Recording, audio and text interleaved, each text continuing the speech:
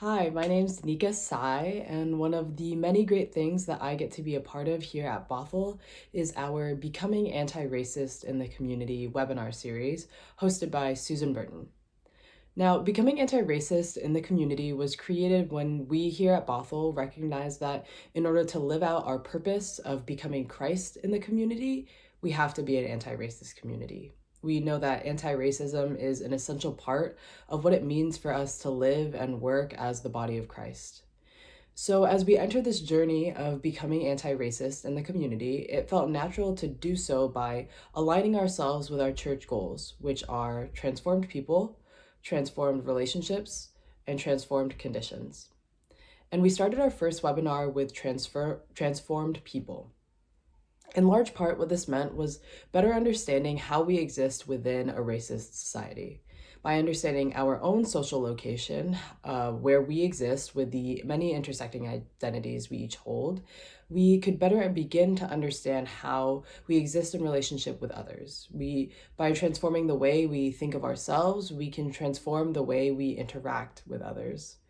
For example, a white person recognizing the privilege that they carry as a white person is essential to their understanding of the impact that they have on another, particularly on people of color. And it was from here that we were able to move into a conversation about intent versus impact. Now, the quote that Susan Burton led us with is one by Mara Cullen, where Cullen says, "Even well-intended people cause harm. As such, people will often make statements which they intend or perceive to be supportive or complimentary, yet end up becoming problematic. At the end of the day, whether or not someone is intending to cause harm makes no difference to whether or not harm is actually caused. Harm is harm, whether we intend for it to happen or not." And I think this concept really invited us not only to be more mindful of how we act with others, and specifically how white people interact with people of color, but it also challenged us to constantly be questioning the assumptions we've developed through the racist systems and racist society that we exist in. Because it's not just about whether or not we intend to be racist, but it's about the impact that people with privilege have on marginalized folks. Intent versus impact has actually been one of the most interesting things I've gotten to talk about with folks from our community here at Bothell, because I've seen how it's really stuck with people and how it's become this framework that we continually return to as we journey forward. And moving from intent versus impact, we were then able to dive into a conversation about microaggressions. We examined how white supremacy is steeped into every aspect of our society and has made its way into our everyday interactions.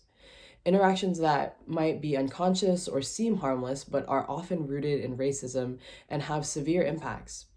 We had a lot of back and forth conversation around one particular phrase that was identified as a microaggression, and that was around asking a person of color, "Where are you from?" And I think this was a particular struggle because this was a question that many folks who were participating in the conversation had asked before, and they never had any malice intent when they were asking. Usually they asked because it was an easy way to make small talk or it was a natural introductory question.